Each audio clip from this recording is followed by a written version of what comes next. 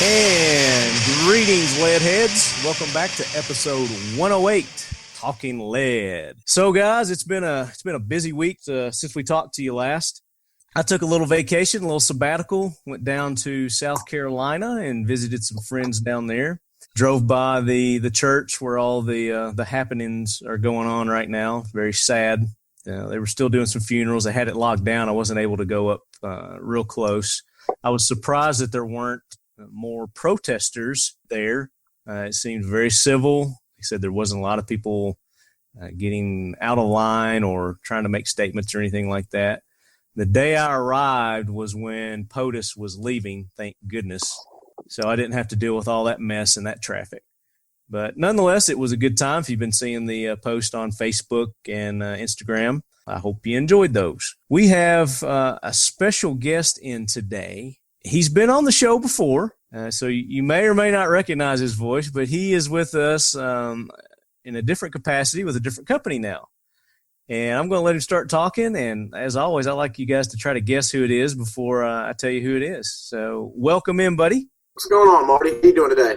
Shoot, man. Just living the dream. What about you? I'm doing just fine, sitting here in the office, just chatting with you on the Google Hangouts. That's what it is. The interwebs. The interwebs. Yeah, man. So you've had a busy day today. I know we had a little challenge getting the time worked out, but I appreciate you joining us. What have you done in firearms this week? Well, I have done a lot in firearms this week, but I haven't shot. It's your job, isn't it? Go ahead. I've sold a lot of firearms this week. How's that sound? Earning that almighty dollar. That's it. So in case you guys you can't recognize him, it's hard to recognize because it sounds like he's in a freaking tin can because he doesn't have a headset. You think they pay you a little more and you could afford a headset to take care of the social media stuff, brother. Well, like I said, Marty, I'm not much onto the social media, and no one told me I needed a headset. But man, you're going to be a celebrity now. So okay, so I'm going to need to get a headset then, huh? You need to get a headset. I mean, $20. Come on. All right, mine looks like an air traffic controller get up here.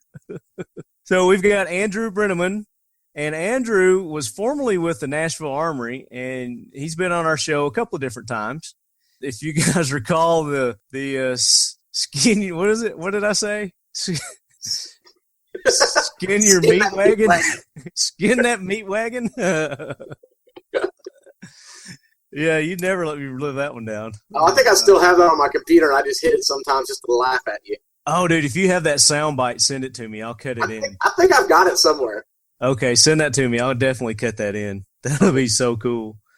But Andrew is with Kalashnikov USA now. Congratulations, man. Oh, thank you. Having a good time over here. So you guys just did a major release this week. Well, actually, when our listeners hear this, it will be last week. But this is the day after you made your major announcement. And what was that? Our major announcement is we're going to begin shipping our new U.S. manufactured Kalashnikov rifles.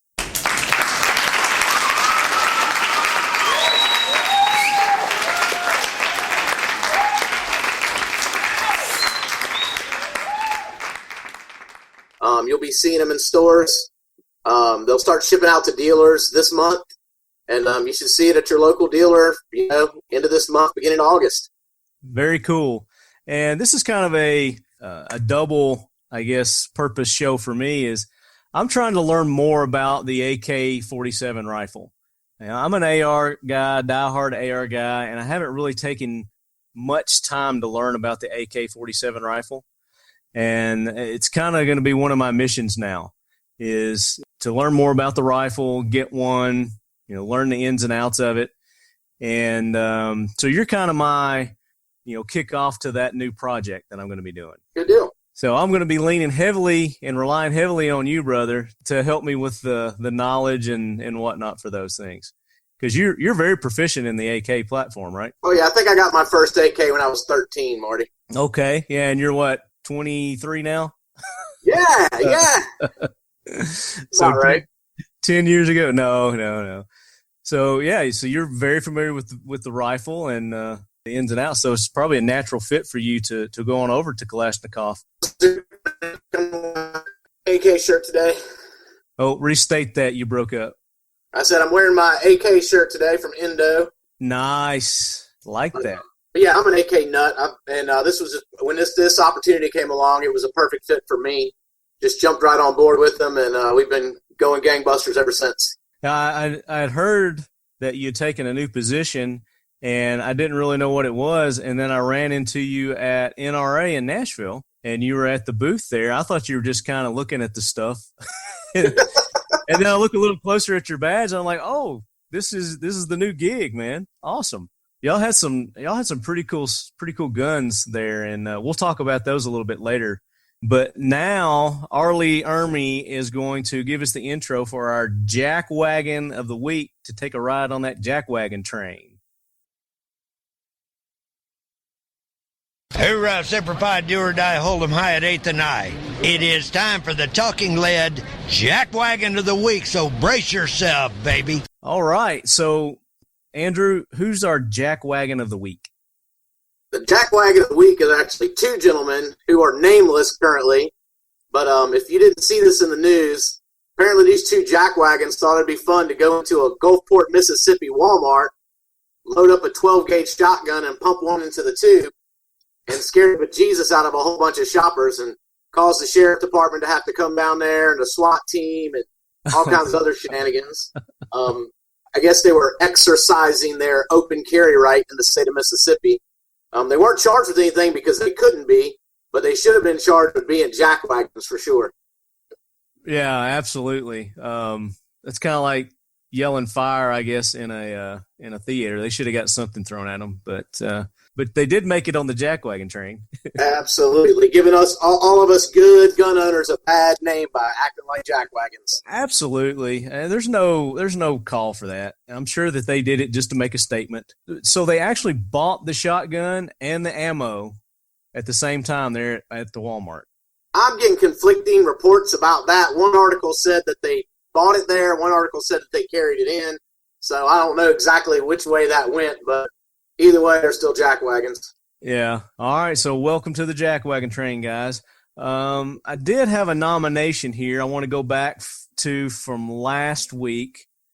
All right. So one of our listener nominations comes from Chuck Sanford, and you guys have heard us talk about him before. He actually won the T-shirt contest where he got the Two Vets Arms AR, and he wanted to nominate Karl Rove for saying the only way to get rid of gun violence is to repeal the Second Amendment. Like I said, that was over a week ago, so you guys are probably familiar with that. I'm not going to go into great detail. Have you heard anything about that, Andrew? Yeah, I heard about it, and I mean, what do you say about that? I mean, no, you say it's sheer lunacy is what you say. Yeah. You say he's a jackwagon. Yeah, I mean, it's so beyond stupidity. It doesn't even compute in my brain. So here's the link. It's Republican strategist Karl Rove said on Fox News Sunday, the only way to stop gun-related violence like the Wednesday massacre at the Emmanuel African Methodist Church in Charleston, South Carolina, which is where I was to repeal American citizens' Second Amendment rights. I have a feeling it was probably taken out of context anyway. Yeah, it probably was. But that's what I wanted. That's not live. You know, he probably said that and then followed it up with, and that's not going to happen or practical. Right, and that's okay. So here's his exact words from Sunday. Mm-hmm. So we have come a long way. Now maybe there's some magic law that will keep us from having more of these. I mean, basically the only way to guarantee that we would dramatically reduce acts of violence involving guns is to basically remove guns from society. And until somebody gets enough oomph to repeal the Second Amendment, that's not going to happen. I don't think it's an answer. So poor choice of words, but I don't think he's a Second Amendment. I don't think he is either. I think he just had diarrhea of the mouth, and his words didn't come out the way he meant them. Yeah, I don't think he has switched sides by any means. Says, although Rove made these comments during an appearance on Fox News Sunday, a video of the comments was never posted by Fox News. Other videos from that show were posted, but not Rove's comments on the Second Amendment. Yeah, I think it's just something. It was just a poor choice of words. Taken out of context. Yeah. Yeah, poor choice of words and taken out of context. All right, so that's our jackwagon of the week. Let's go ahead and do our facts to fight the myth section. And Andrew, since we are going to be talking about AKs today, I think this would be a good kind of lead into our AK discussion. So what's our fact to fight the myth this week, Andrew? All right, Mario, our fact to fight the myth this week, we're going to talk about everyone saying that AKs aren't accurate, that they don't have good accuracy, that you can't hit your targets with them. Mm-hmm. This will be good for you too, Marty, being new to the AK world. It'll be a good piece of information. Hey, the reason that a lot of people say that AKs aren't accurate have nothing to do with the rifle. It's because they're shooting crappy ammunition out of said rifle. If you have a quality, well-built AK-47 or AK clone or variant, and you shoot quality ammunition through it, they're extremely accurate. I have multiple AK-47s that shoot sub-1-inch groups at 100 meters with quality ammunition. If you crack open a Spam can of something made in Czechoslovakia in 1968, yeah, you're probably not going to get great accuracy out of your AK because you're not going to have any consistency in the rounds. Right. But couldn't that be said for any gun? Absolutely. But the majority of the ammunition on the market for 7.62 by 39 is military surplus ammo. So AKs have gotten this rap that they're not accurate. Which, I mean, yes, there are some garbage AKs out there that aren't accurate, that aren't well built. You know, if you're paying less than $500 for an AK, you're not getting a real good quality AK in this current market, you know. Right, because the AK rifle has become astoundingly more popular over the last, would you say, 5 years? Absolutely. Huge increase. And the increases we're having a lot of quality built AK-47s as opposed to cheap junk built guns off of old parts kits being slapped together here in the U.S. There's a lot of companies out there that are building really high quality AKs like Kalashnikov, and the guns are extremely accurate. But if you feed them crappy ammo, you're going to get crappy results. So that's where the big myth about AKs not being accurate comes from. Right. So if you get a good quality round and a good quality AK, you can expect some really, really good results in accuracy. And you think it might come from all the third world military and freedom fighter groups that use them that aren't well trained, and they probably got that from the military guys when they're getting shot at. They're like, hey, those guys can't hit the broadside of a barn. Yeah, that's part of it. But you know, a lot of guys they'll take their AK and they'll go out and they'll shoot it and they'll say, I can shoot a 2-inch group at 200 meters with my AR, and I can't hit nothing with this AK. 9 times out of 10, look at the ammo they're shooting. Right. Well, you got a little different sight picture on an AK versus an AR too that you kind of got to get used to. Absolutely, they shoot very different. Yeah, AKs don't shoot the same as ARs. You got to learn how to shoot an AK, just like any other rifle. It's going to shoot a little bit different. It recoils differently. It operates differently. It weighs different. The sights are different. So, I mean, obviously you have to put some time into it. You can't just pick it up and expect to be a marksman with it. You know, your first 30-round mag out of it. Right. But yeah, you know, if any of your listeners want to argue that fact, tell them to grab their favorite Spam cam and a chronograph. And the first time I did it, I was absolutely shocked by some of the results of the variances in muzzle velocities and feet per second going through a chronograph out of the same box of ammo. It was pretty disturbing. Now there's many different variants of the AK. Oh yeah. Right? Let's talk a little bit about that. Okay. So what kind of variants on the AK rifle do we have?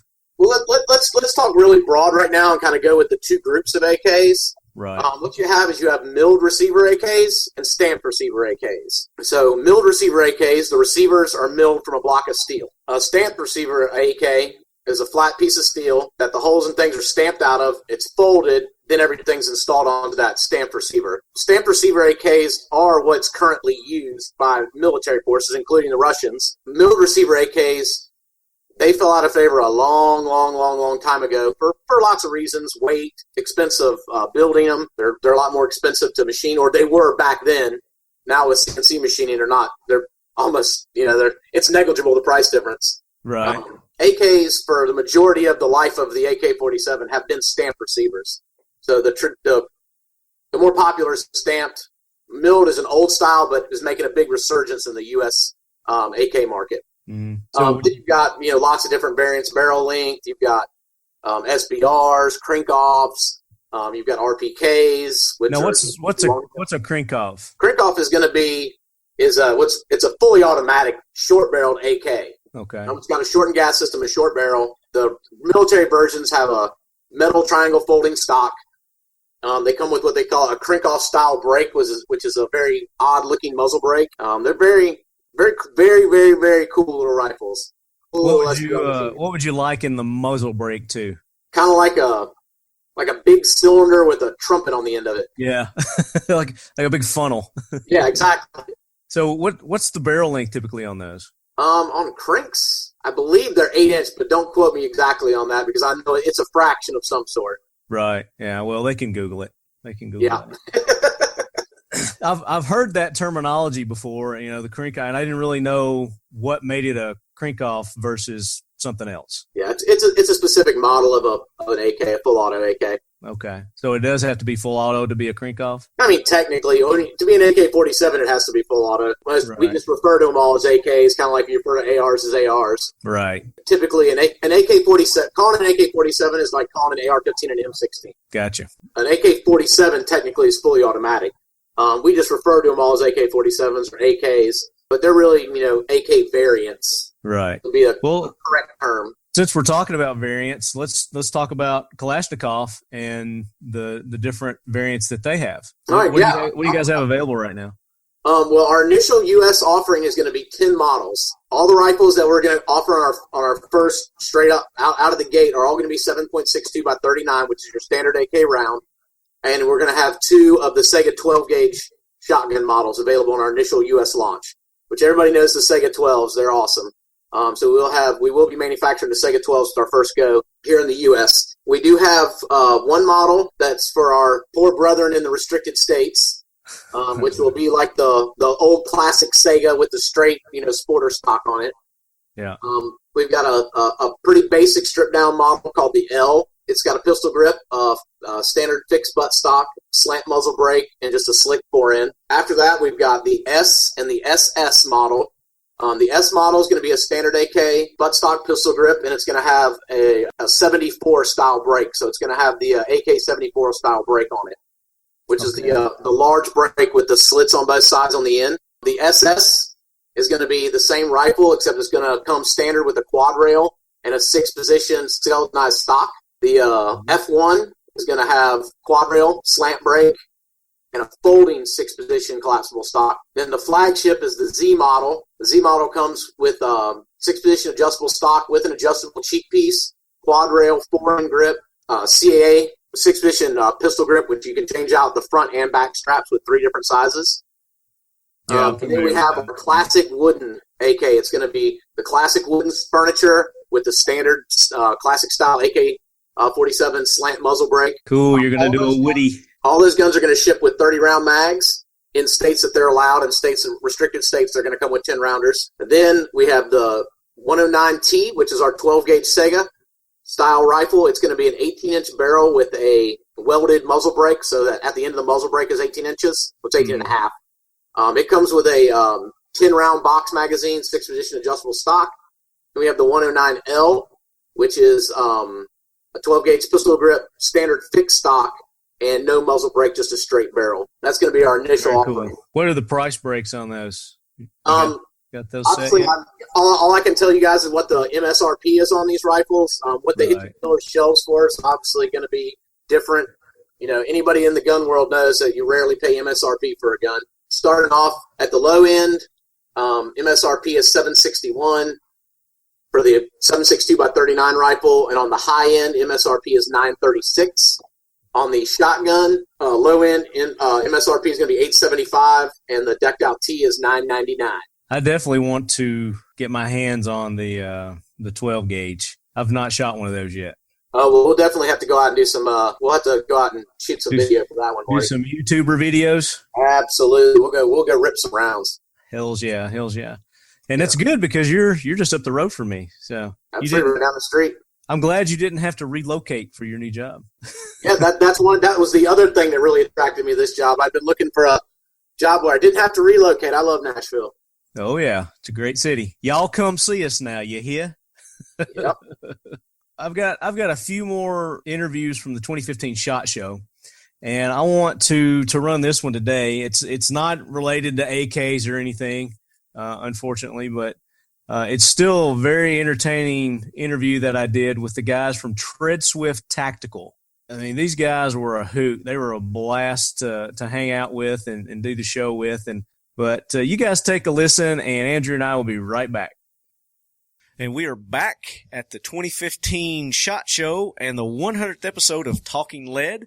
Thanks to our buddies at the Artificial Shoulder Pocket, ASP. Check them out at asp.co. We've got some guys that are affiliated with Alex and Brian. I don't know that you're affiliated, but you know them. We got the guys from, was it Treadwell? Weren't you on the Treadstone Supremacy movie or something like that? No, seriously, you guys are with Tread Swift? That's correct. Tread Swift Tactical LLC. That's us. And I've got Dave, Mike, Eric, Cass, the crew. CS. Now, is this everybody, or do you have more that aren't here? We do have more. One of our other founders, he's actually teaching a communications course on the East Coast, and one of our other precision weapons section instructors just got back from Baghdad about a week ago, and surprised his wife and little one.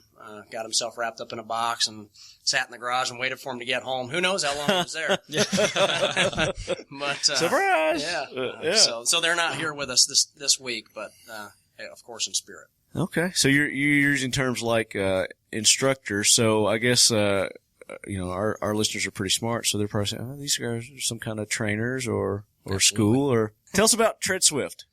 Tread Swift Tactical was a company that was started about 2 years ago at the end of our deployment to Afghanistan, Operation Enduring Freedom in 2012, there, right at the very end of the year. Mike and myself, two of the original founders, would come in after missions and just discuss what we were going to do when we were getting out of the Marine Corps, because it was getting to that time. The Marine Corps was drawing down from Afghanistan. Our job was over. I mean, not really. The job's never done, but the job was over. Right, you're like, what are we going to do now? What are we going to do now? Yeah. I mean, where's the work? We got all these skills. Right. Well, so as we sat and talked about it, we figured we might as well come home and not only take our experiences to the law enforcement and military guys that hadn't been overseas, but also educate the American public in our ways to an extent, so that they could understand how better to protect themselves and their family. Right. Seeing as how the sheepdog. It's a sheepdog. The sheepdog. That's right. Implement that sheepdog ideology so that when these guys that we didn't finish off overseas follow us home, they know how to protect themselves. Right. Which they have, in fact, unfortunately. We started off kind of small.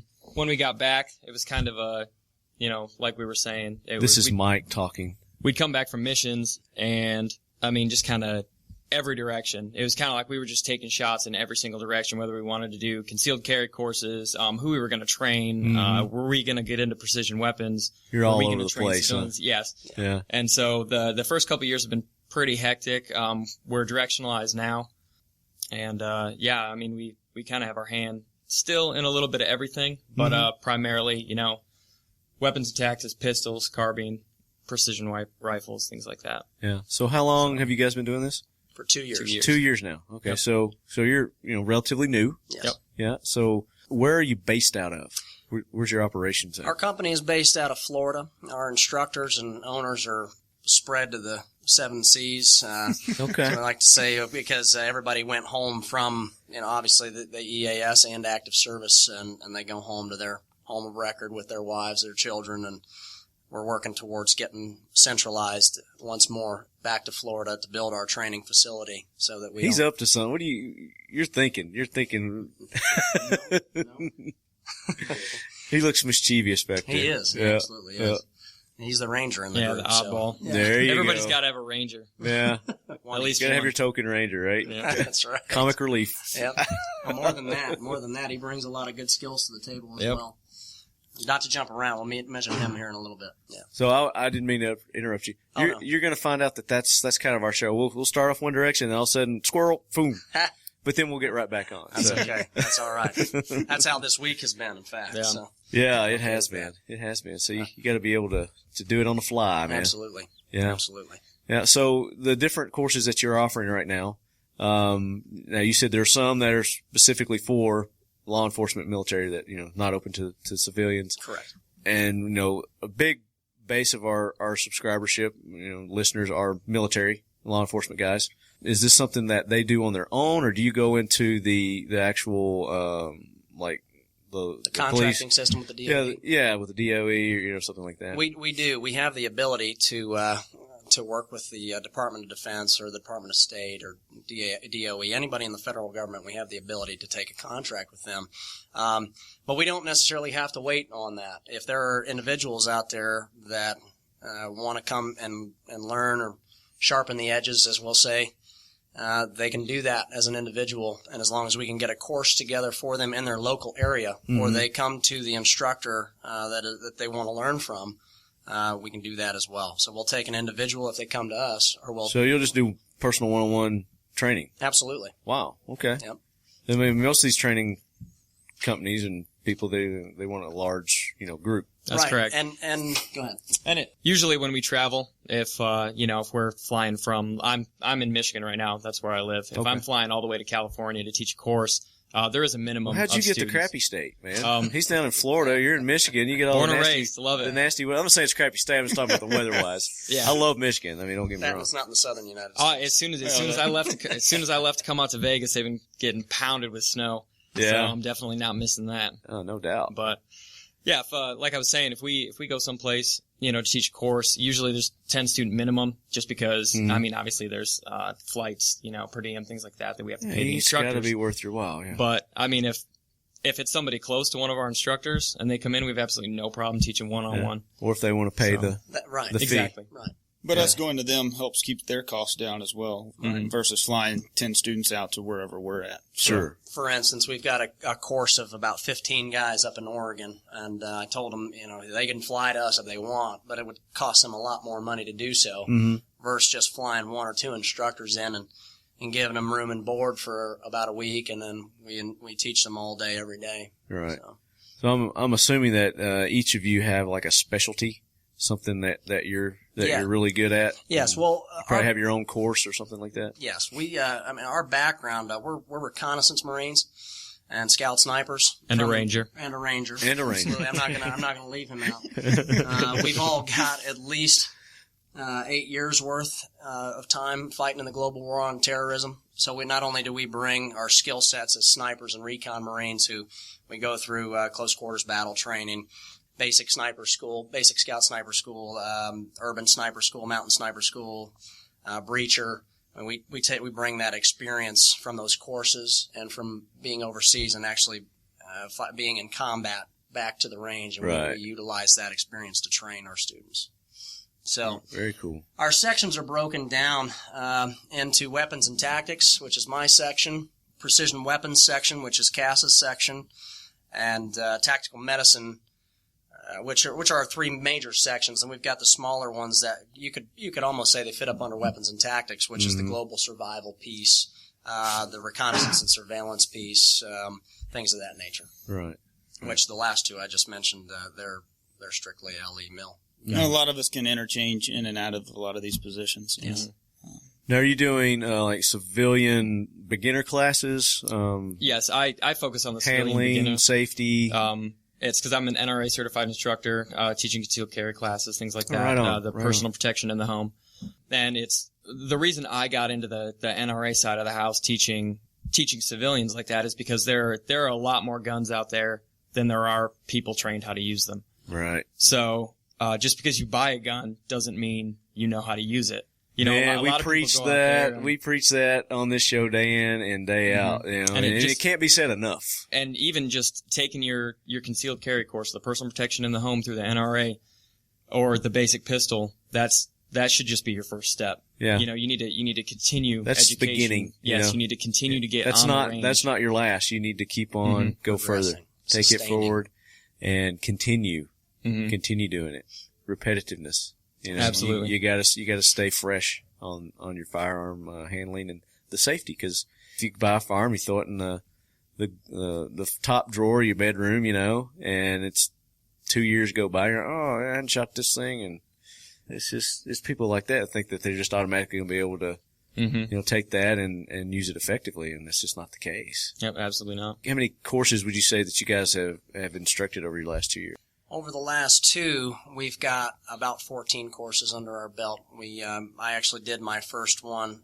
My students came to me. I had 5 guys in North Carolina in November of 2013. And all throughout 2014, we traveled across the United States, mostly though focusing in Georgia, North Carolina, and Florida. Those were the 3 states that we hit the most. Yeah. And we did most of our courses there. And it was a combination. Sometimes repeat clients, they came for a tactical carbine and pistol course, which is our basic 2-day course.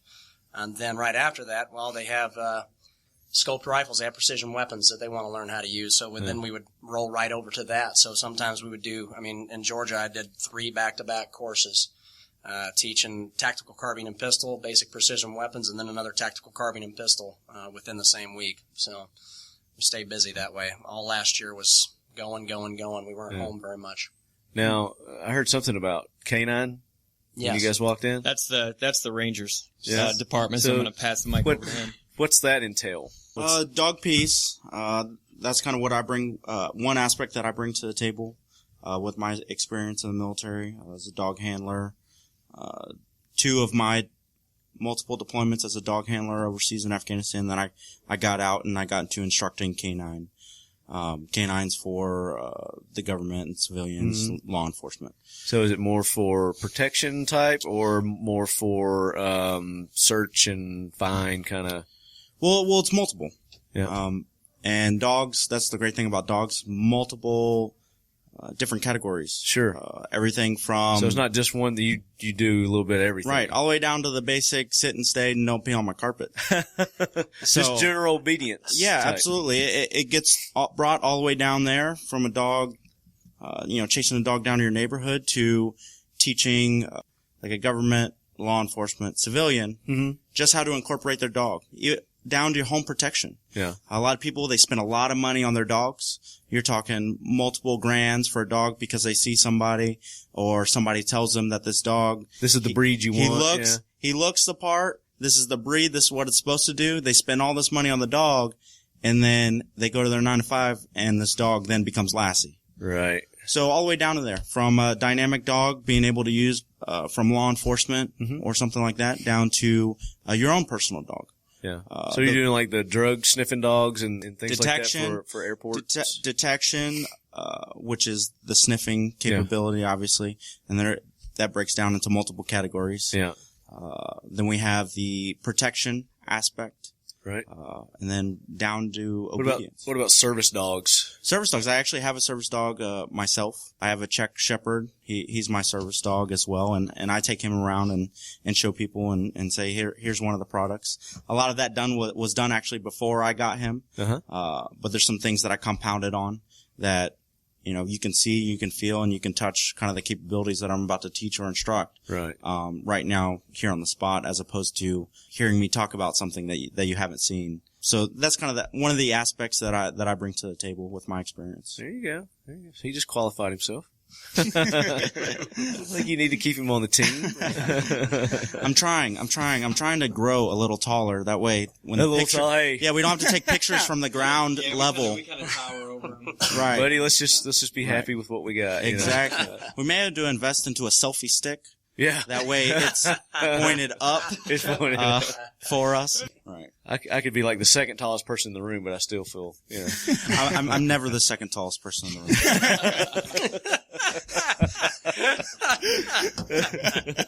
Good one. So, and I'm going to say it wrong, but is it CS? Is that what Cass. Cass? Most people don't get it, so I just tell them CS. CS. That's a little bit easier to understand. What do you bring to the table, buddy? Precision weapons. There we go. So now we're talking. We start off with basic precision weapons course, all the way up to advanced precision weapons course, and we also have a urban precision weapons course for law enforcement and government. So what are you teaching in this course? Just give an example of some basic of the precision weapons course. We're teaching you how to use the gun, manipulate the scope, fire accurate shots out to 500.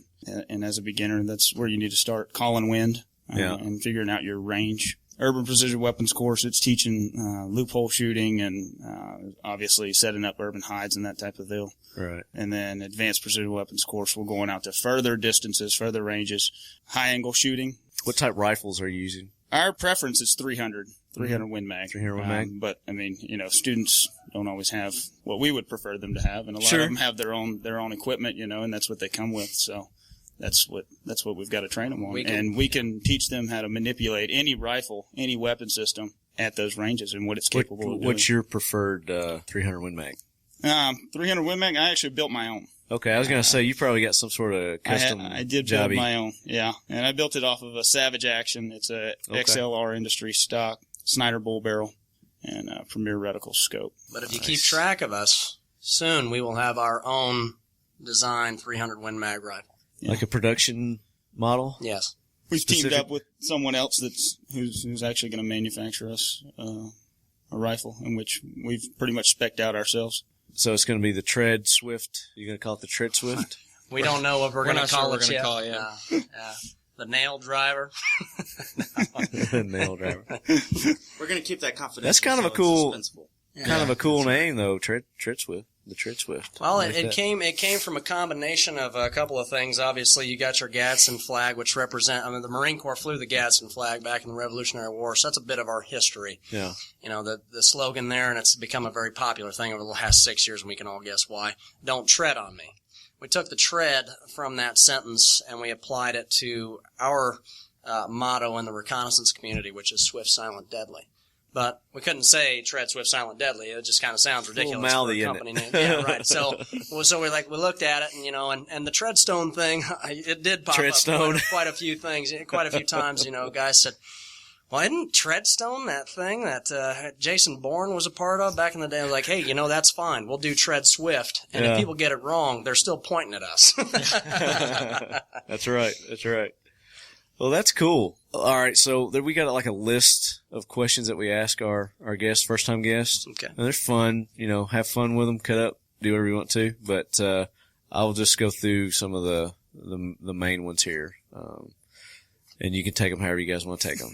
All right, so That got me worried. tell us how you originally got involved with firearms. Well, let's see here. We can all answer this question. Yeah.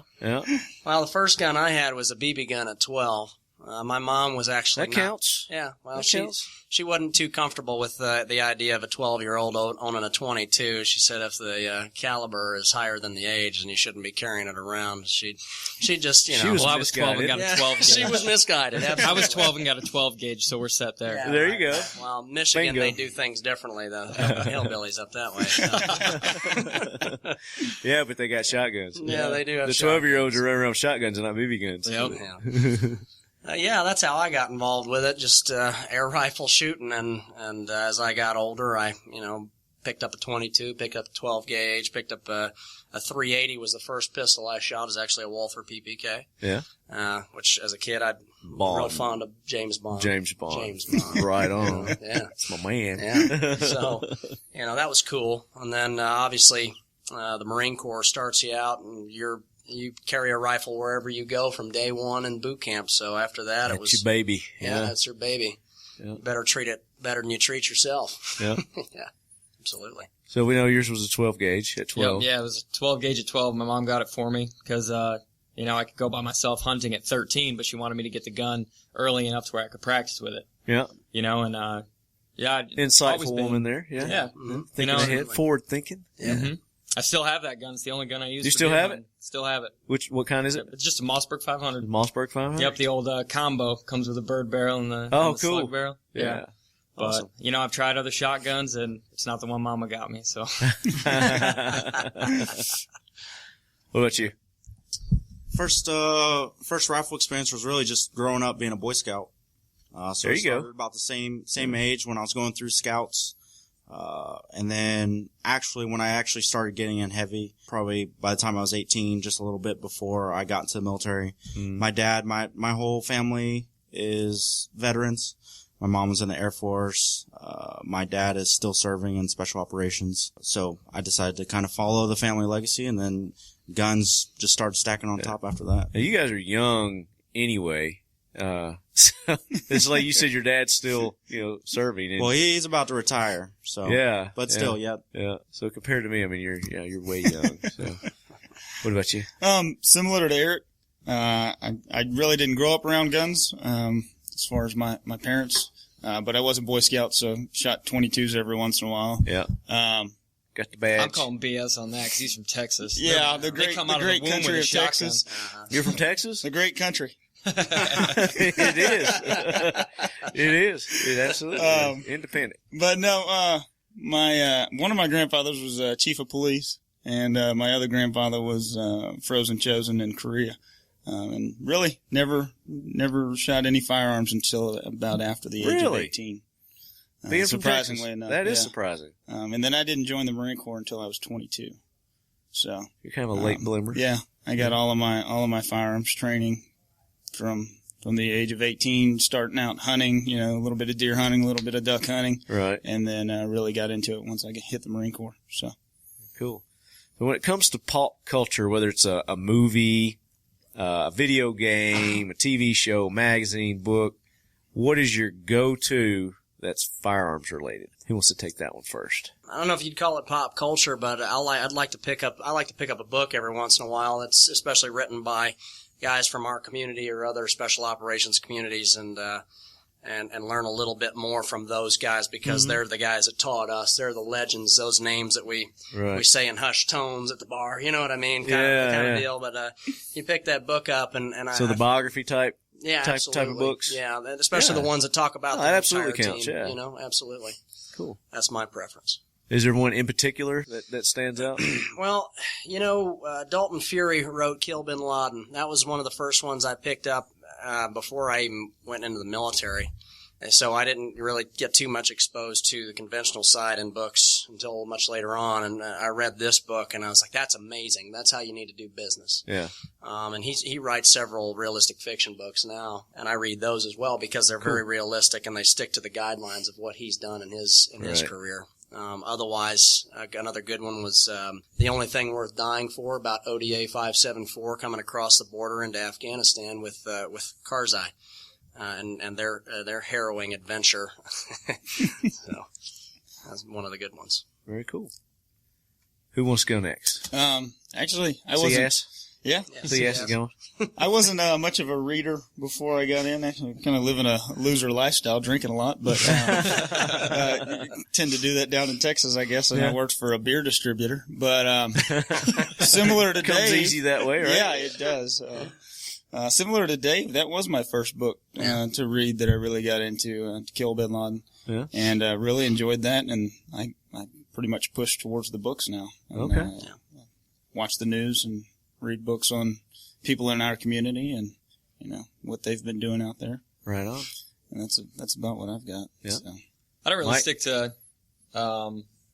one form. It's real simple for me to, pull up, Internet Explorer, pull up Safari or whatever on my phone, just see what's going on in Guns and Ammo, see the latest and greatest. Get the digital mags online, and see and that's because if something happens, it's online before it even happens most of the time. That's right. So it's, you read a book about or something as it's happening. Yes. Yeah. With that being said, you can't lose sight of, what happened in the past and stuff like that, and that's where the books come in, the non-fictions and things like that. Yeah. So.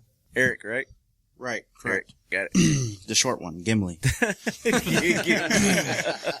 So mine is actually two-part, and it's come that way as a realization of where I initially saw my exposure and to kind of modernized. Okay, mm-hmm. So if we're talking pop culture, with my Ranger background, I obviously have to go Black Hawk Down. That's a lineage of mine. The unit that I went to, there was guys that were from that actual firefight still serving. So super relative, even though it was a few years back, a decade ago or more. So great movie. Yeah. You're watching these men and these special operations guys fight an entire village, numbers down, and at that time, the majority of guys are still running iron sights, day and night. So the practicability that it can be done all the way down to the basic fundamentals, some of the things we teach and involve in the courses, that's absolutely applicable. So to see that where all the sexy gear and the lasers and strobes that are going around. And going Gucci on your gear. These guys are still taking the fight to the enemy, and you can kind of see a glimpse of that in all facets: bad weather, dark, light, inside, outside, distance, close. So now we take it back to kind of relative, and we do the same thing, but then we look at a movie that was created off of an event like Lone Survivor. Mm-hmm. Okay, that's kind of relative in everybody's hands, and you see the kind of more advanced. But at the same time, you see the same skills. Now they just have a little bit better weapons, optics, stuff like that. And those two movies, they kind of summarize, for me, that's taken to the public what it's like. Mm-hmm. Those are probably the two closest to fighting and camaraderie. The civilian, with using that weapons. Hollywood could bring, let alone the tremendous stories. Yeah. Now, have you seen the I'm sorry, I mean, no, you're good. Yeah, I was gonna say, have you seen the new one, American Sniper? The American Sniper. Have you seen that one yet? I haven't seen it. No, I read the book. Would you categorize that as kind of what you're saying too? Is it relevant? Do they do a good job? I would, but I'm allowed these guys to speak because that's more of their world, the long gun. So I'm allowed them to speak. Yeah. Great answer, by the way, dude. We've never had one that in depth. I mean, you put a lot of thought into that in a short amount of time. You know, most people say, love Clint Eastwood, man. Anything Clint Eastwood did. Next. We come from a different culture and community. You guys are getting deep on me, man. Thinks on his feet. Clint Eastwood, I mean, speaking of that, he's the one that did American Sniper. Yes. And other than the aesthetics of the movie, you know, the props and such, a little too new, and, you know, you can tell that, you know, they're not in a Middle Eastern village. I mean, we can look at that stuff and we see the majority of the time. Right. That's what we call a mountain town or mobile operations in urban terrain, or military operations in urban terrain town. But the actors, they're really what made it. Bradley Cooper, he got jacked and bearded. He did. He really did. He packed on some weight, didn't he? And his Texas accent, I mean, it sounds a lot like Cass does there. And so, you know, he did a good job with that. As far as it portrayed. In that dip. Mm-hmm. Yeah, always. The thing I took away from it the most is, and you see a lot of these movies like, talks about Black Hawk Down, Lone Survivor, things like that. It didn't get into what happened to these guys after they came home. And American Sniper, it's kind of, the war was kind of a, you know, in the back of the picture. You know, it was more of his struggles at home, you know, and things like that. And that's, there's so many veterans out there now that, you know, they're struggling with that. You know, I guarantee you there's 99% of the veterans that went and saw that movie were like, I've dealt with that in some way, shape, or form. Oh yeah. And probably it's, shook some branches. Yeah. Yeah. And, you know, just watching that and, you know, kind of hit close to home. Yeah. You know, for I know a lot of people. I was curious because, I mean, the book, obviously, you know, when they turn a movie from a book to a movie, right. They miss a lot of the details. Sure. And, you know, we always heard that the Lone Survivor, you know, they really kind of nailed that one with a lot of the stuff, you know, it's kind of a special ops proof, you know, kind of deal.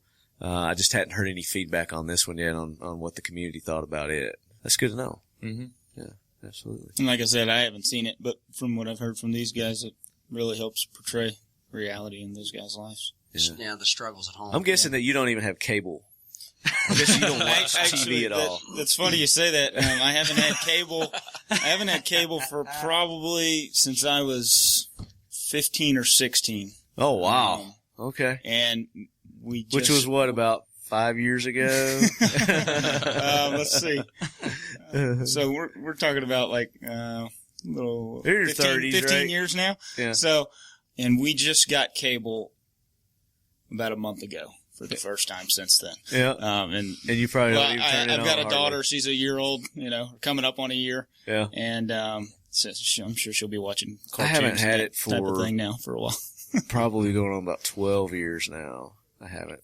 I'm not a fan of it, to be honest. I don't need it. Yeah. Well, you got the interweb and these smart TVs now where you can do Netflix and. You can even get news on those things. Yeah. Yeah, you get news and all that kind of stuff. Yeah. So, what's some secret squirrel kind of stuff you guys can talk about? Nothing. Yeah, absolutely. There you go. I mean, good answer. It's secret squirrel. That's what we can't talk about. So on your courses, you've got a basic course. Yes. Probably set up around civilians, Yes. kind of not necessarily maybe beginners, but after they've got their CCW, then like you're talking about, now you need to really plan on getting some training. Would you say that this would be the next logical step with this course? Absolutely. Okay. Yes. You have a lot of folks that once they get their concealed carry and they start carrying a pistol on a daily basis, and they want to get them further into the realm of the gun world, and they start looking at the AR-15 and the AK-47 and everything like that. They want to buy those things, and they want to start owning that because that's our Second Amendment right, and who can blame them? Yeah. But they also need. That's our God-given right. That's our God-given right. Yeah. Absolutely. They don't need no piece of paper to tell me. Nope. Yeah. So, absolutely. You got to have somebody that can teach you how to use it appropriately, because otherwise you're going to have accidents. I mean, safety is a huge concern with those weapon systems. I mean, yes, with any weapon, knife, be it knife, gun, absolutely. Whatever it is, safety is paramount. Thank you. That's the word I was trying to spit out. Paramount. Safety is paramount. So when we get these guys that they want to take these courses, they've got the gear. They've got the optics, they've got the rifle. Some folks can afford something a little bit better than others, and they show up with some military grade style optics and everything else. And I'm like, wow, I saw that at work not 2 years ago, and now you've got it, huh? So, well, that's great because I can teach you exactly how to use that. Oh, I see you brought an AK-47 to the course. Well, I can teach you how to use that as well, and you'll be running that thing. You'll be running that thing much better than you did. Push, pull, drag it on in. That's right. We'll teach you how to use it. Absolutely. So in the beginning of the tactical carbine and pistol course, the first 6 hours, you'll show up at 7:30, 8 o'clock, and we'll begin our class. And I say that because we're not gonna put you out on the range without you understanding weapon safety conditions, safety rules. We go through the Marine Corps steps of weapons conditions. So, magazine inserted round in the chamber, bolt forward, ejection port covered, closed, weapon on safe kind of deal. We run them through that.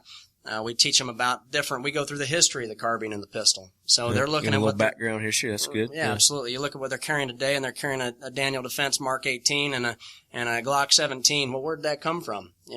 Back in the day, guys were carrying the 1907, and the Springfield 1903, and they were fighting with that. So from there all the way up till now, working through the wars and everything else, so we teach them, we give them a slight history, because I'm a history buff. I enjoy doing that and giving them that knowledge. Very cool. Once we're done with that, we break for lunch, and then we roll right out to the range, and we do a BZO, or Battle Site Zero. I don't want anybody to look at me and go, "You're teaching me wrong." And I'll ask them why, and I say, "Well, my group's up here." And I say, "Well, that's not because I'm teaching you wrong. And look at how tight of a group you've actually got.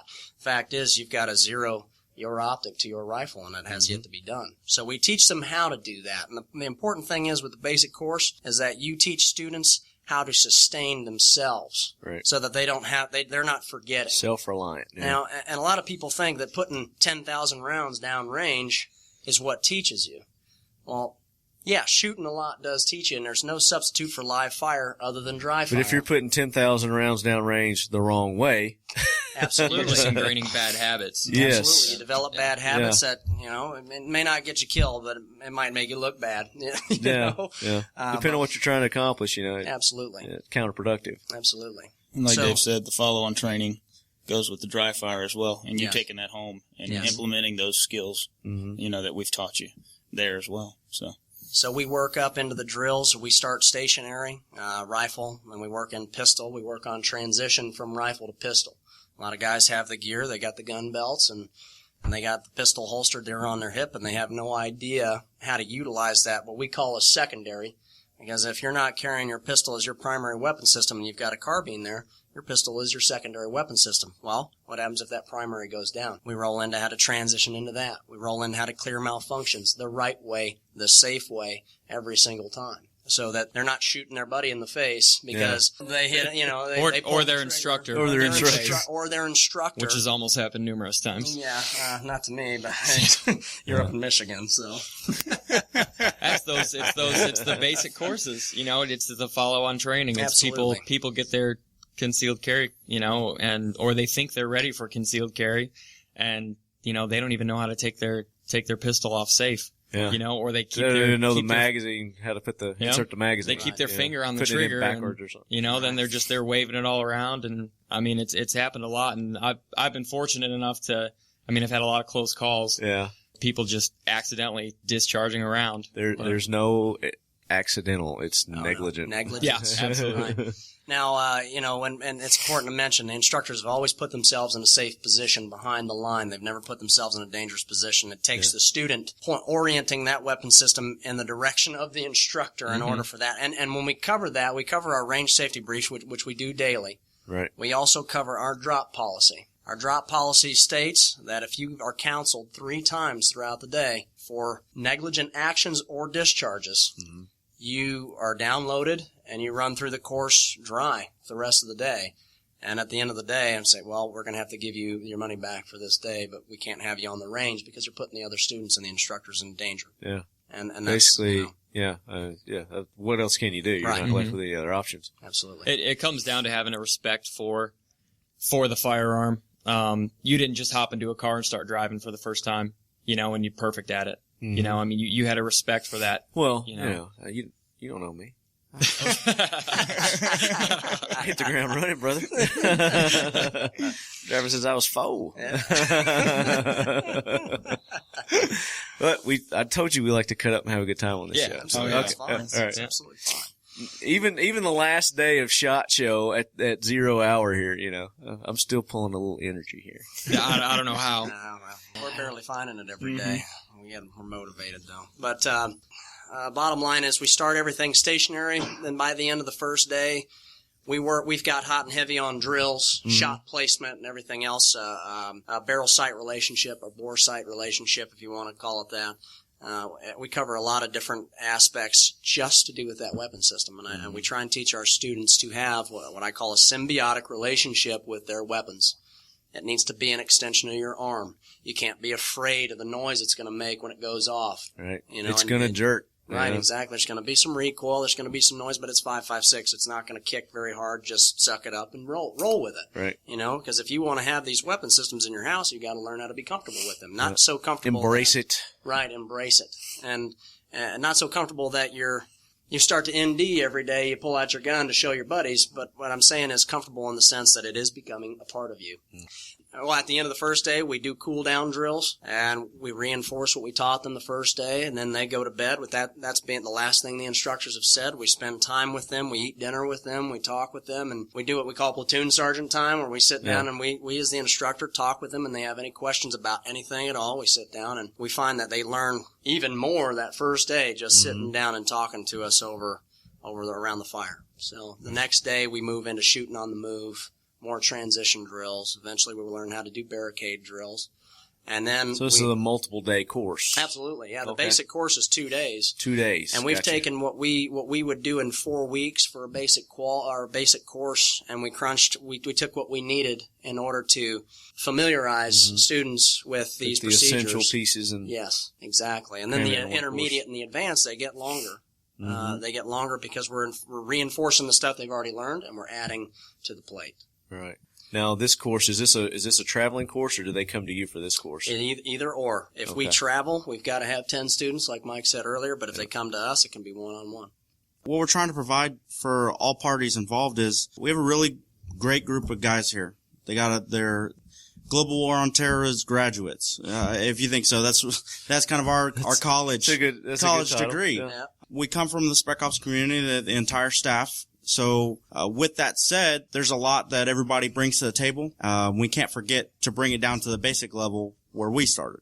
Right. Also compounding on that, with the experience, there's multiple, you can accumulate the years that we have in country and missions and operations we are on. So a lot of what we're teaching is applicable. It's relative. It's not outdated. It's relevant. It's relevant. Yeah. We didn't get our name by, and not to downplay anybody, but we didn't get our name by killing paper for 15 years. Right. Okay. A lot of this is tried and true and applicable to what works and what we've seen. There's stuff that we haven't seen and stuff that we haven't been into, but as a whole collectively, a lot of that piece of the pie is grasped, which is what we're trying to convey to our clients and our students. Right. Right. That's a great point. So, where can they go to get in touch with you guys? You can go to www.treadswift.us. That's our website. It has a list of our courses available, and you have our contact form there on the website that you can get in touch with us by, or you can email me directly at david@treadswift.us for any questions regarding courses. And if it's a course-specific question, I will redirect the student to the section head who's the subject matter expert of that particular course. Very cool. Very cool. And you guys are on social media as well? We are, yes. You can find us at TreadSwift Tactical LLC on Facebook or TreadSwift on Instagram. And we also have a YouTube channel as well. YouTubers. So do you post like tidbit training tips and tricks there, or do you do your courses? Post those on there? Oh, no, we don't do the whole course. We do short pieces of instruction, basic like a tip of the day kind of thing. Right, exact tip of the day kind of thing, or like, hey, this is how you really do it. This is how you're actually this is how you're going to speed reload your weapon system, whether it be pistol or rifle. Right. Safety, even walking through safety procedures, basic safety procedures, and then we do. I won't say fool around, but we do show them our skill sets as well. So occasionally it'll just be a video of us doing a drill and showing, hey, this is what it looks like full speed. Very cool. So you're into products? We do. We also have a retail section. Talk about that. Really fast here. I know you're trying. I see you got some T-shirts there. Yeah. This is our instructor specific T-shirt, but guys are actually liking it, so I think we're going to make. Yeah, I'm digging it, man. We do have one for you here. I think it'll fit. I think it'll fit perfectly. Is it really small? It's a large. It's a large. Yeah, that's me, man. I'll wear a large. Oh yeah. That's our Wolfhound tee. Wolfhound tee. Oh, I love that, man. Sweet. Thanks, bro. Yeah. Is this your dog? No. That's not him? Nope. That's not mine. Very cool. Love that. So you guys are what kind of gear are you selling online? We distribute cleaning supplies from Seal One. We cover down on a myriad of different optics. Leopold, Aimpoint, EOTech with three buys. Cover down on some different body armor. Yeah. And things of that nature. Maybe some carrier accessories. Yes. Coming up in the future. We really believe in a product from S&S Precision. I'm sure you might be familiar with those guys. It's a Kydex rig, and they can mold it to fit any plate. Yeah, we saw that the other day. Thanks to Alex. And it's an excellent piece of kit. And that's what we run as instructors, and that's one of the things that we sell. And just to reiterate, we don't sell anything that we don't personally test for a great period of time before we even go to this company and ask, hey, can we distribute for you? You've got hands on this stuff. Yes. You've used it and you approve. Yes. And we've also got TreadSwift approved. Yep. That's right. We have a holster line. I kind of started, it was just a hobby of mine. I was in the barracks, I was bored, pretty much molding Kydex holsters with an easy bake oven, pretty much, And my boys would come by, hand me their gun, press it right there. There you go. Yeah. And timer goes ding, it's ready. Yep. Just kind of went from there. So order up. Yep. We've got inside the waistband, outside the waistband, kind of and those are all on our website. Yeah. So you're doing Kydex on those? Yes. Very good. Do you do any hybrid kind of? Yeah, that's leather? Our inside the waistband's a hybrid. Leather on the inside, so it's more comfortable for, inside the waistband. Yeah. With a Kydex shell that actually, locks your pistol in there. So yeah. Very cool. We have a store at tstproshop.com, and we welcome retail orders online. The majority of our sales, though, go to our students. They get a good price break on all the gear that we sell them because we just want them to have the appropriate kit, especially to go through our course. Somebody wants to show up, of course, in an LBV or 782 gear, 2 canteens and 2 mag pouches. You don't judge. You don't judge. Absolutely not. We'll show them how to use it. We absolutely will. We'll show them how to make it better. Make the most of it, right? Because we've been trained from the ground up utilizing 782 gear, so why not? It's like, son, I see you got some lemons here. We're going to make lemonade, huh? Absolutely. Absolutely. Cool. So, TreadSwift Tactical, and the website again, one more time. www.treadswift. That's don't tread on me. Swift, silent, deadly. .us. There you go. David, Mike, Eric, and CS. That's it. Cass, thanks for being on our 100th episode. Well, thanks for having us. Well, this is our 100th interview, so. Oh, yeah?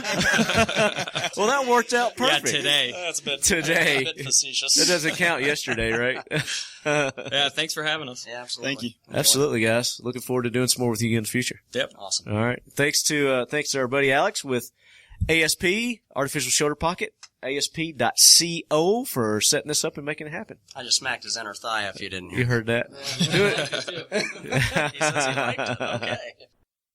And as always, lead heads, keep your loved ones close and train like your life depends on it. Oh, come on, CS.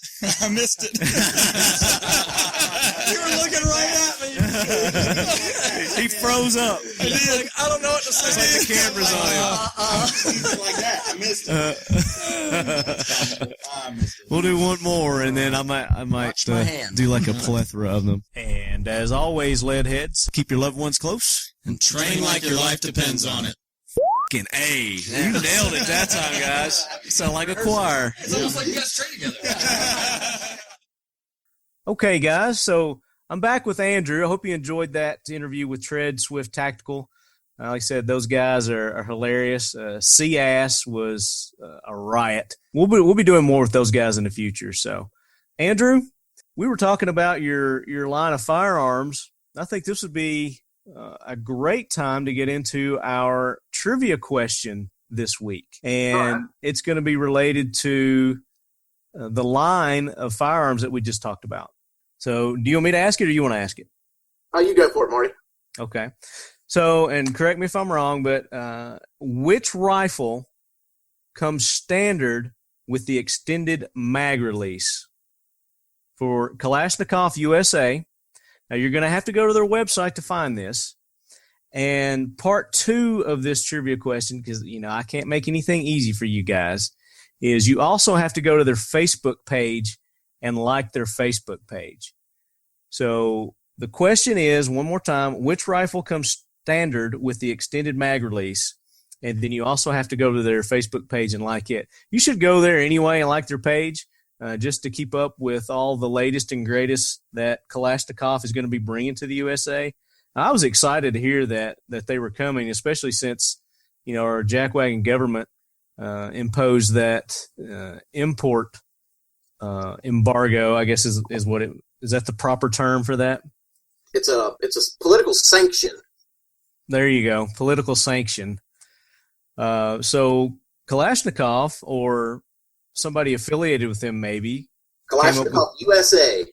Kalashnikov USA came up with a middle finger and said, ha, we'll fix that and we'll just manufacture here in good old America. That's right. So I probably oversimplified that. If there's more details you want to throw in there, Andrew, feel free. That's perfect. That's absolutely perfect. Okay. All right. But now where is their facility? It's located down in South Florida. We're still currently in Tullytown, Pennsylvania, where we've been located for quite a long time. But the new facility and all our corporate offices and everything will be moving down to Florida soon. Okay. Good deal. Florida. They need to come to Tennessee. Why couldn't you talk them into coming here, man? I guess we didn't have enough tax breaks for them. So let me announce the winners from last week's trivia question, which senior team leader Garcia just kind of threw out you guys, unbeknownst to me that he was going to do that. But, he's fly by the seat of his pants, high-speed kind of guy. And the question was, they did a video recently where he's shooting the KSG shotgun. And the question was, what was his time on putting 2 shots center mass with that KSG shotgun? And the 2 winners, we had several people answer it and got it right, but the 2 winners are Justin Allen and Jason Scott. And the answer was he put the 2 shots in 0.70 seconds. That quick with a KSG pump shotgun. Now, is that quick, Andrew? That's pretty I ask quick. you. I wouldn't want to be in front of him. That's quick and accurate because he put both slugs center mass in 0.70 seconds. Pretty solid. So So those guys each are going to get an operator light, a Coast knife, and a Max the Superdog t-shirt. So I'll be getting in touch with you guys to get your mailing address. And appreciate everybody who took part. But as always, guys, I like interaction with sending in suggestions for jack wagons. If you've got suggestions for facts to fight the myth, if you've got a topic or a subject that you want to hear, the best way to submit those would be through email, and it's talkingled@gmail.com. I get all that on my phone. The social media, trying to keep up with the Instagram and the Twitter and the Facebook, it's just a little overwhelming sometimes. So if you guys really want me to find your feedback, answers to trivia questions fast, send them to the talkingled@gmail.com, and in the subject line, just quickly reference what it is. That way I can find it quick. But you can also get me on Facebook and Instagram. I think, can you message on Instagram, like private message? I don't know. I don't know either, Marty. They might be trying to do that, and I'm missing a lot of their messages. So don't do it there. If you're doing it, go to Facebook or send the email. Yeah, don't do the Instagram. Marty doesn't know how it works. I can post stuff. If you're sending me messages, I don't know if I'm getting them or not. So, but check us out there. And Andrew, where can people find out more about Kalashnikov USA?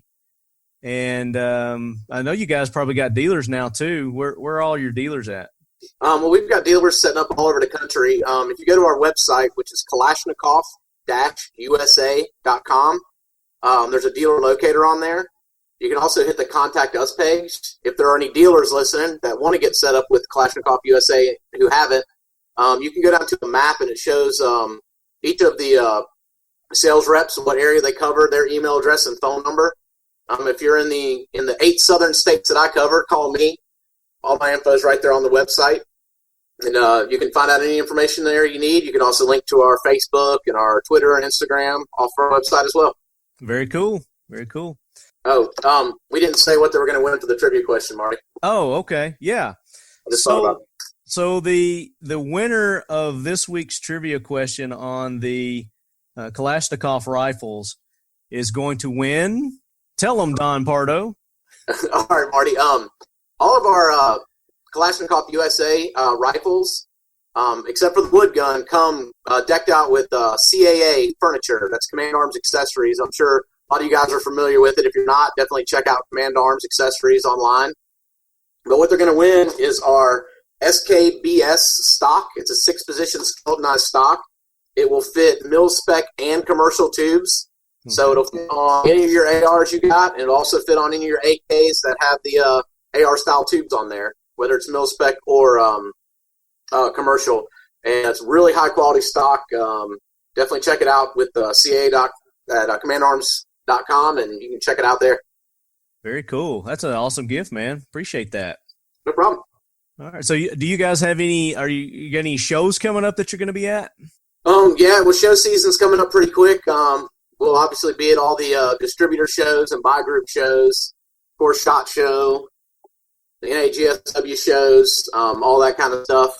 But definitely be checking us out. We've got some ads that will be running in American Rifleman, some coupons going out in some of those magazines for some of the CAA accessories. But definitely just check us out. If you want to get a gun, go see your local dealer. If he's not carrying our stuff, tell him to get it. Awesome. I'm looking forward to getting a couple of those in my hand. Absolutely. As well. All right, guys. So we've come to the end of another show, and I want to thank Andrew for taking the time to join us today with Kalashnikov USA. Again, you guys go check out their Facebook page, go to their website, show them the Leadhead Nation love, we like to call it. Also want to do a quick shout out to our guys over at Orion's Kin. They just recently had the release of their first TV show on the Pursuit channel. So go check them out, Orion's Kin at the Pursuit channel. And as always, you can get our t-shirts at 1776united.com. They're going to be having, and I hope to get this out before the 4th of July, but if I don't, I apologize. I'll make posts on social media. But they're having a big 4th of July sale on their shirts. So it'll be a good time to go get the Talking Lead t-shirt there. I always like to thank Rob Pincus over at ICE Training for all the years of support and continued support that he shows Talking Lead. And as always, Leadheads, keep your loved ones close. And your Kalashnikov US 109T tactical 12-gauge semi-automatic shotgun even closer. Yeah, baby. That's right. I love that. That's awesome. All right, that works for you. Works for me, buddy. All right.